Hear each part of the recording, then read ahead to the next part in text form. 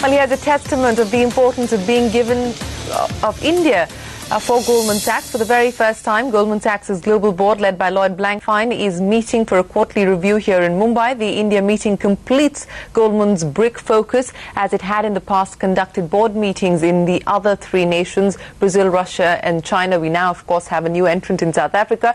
Kritika Saxena joins us now with the details. Kritika, it's been a long day. We understand that there's been lunch meetings and now there's a dinner that's going on. The who's who of our financial capital paying their visit to the Goldman board. What more do you know? You haven't been able to get any access to them, that I'm aware. What are your sources telling you? Well, yesterday we tried a number of times to somehow get some kind of a quote, some kind of a direction from the Goldman Sachs directors as to what was on the agenda, what was being discussed with India Inc. But to no luck, we've been camping here all day.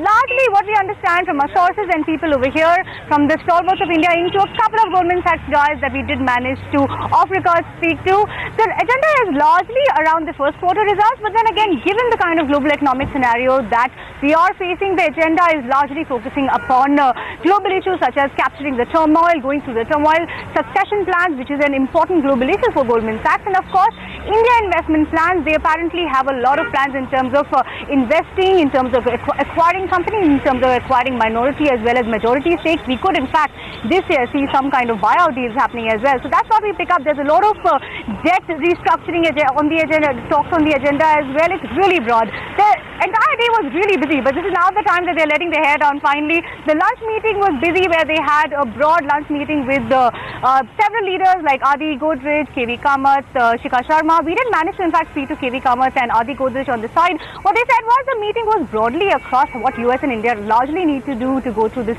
economic slowdown or economic turmoil.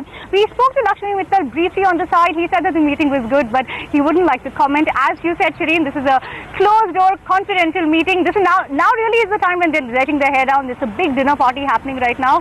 So we're of course been getting you updates all through the day. We'll be trying to get some kind of bite, some kind of indication from the corporates who are present over here.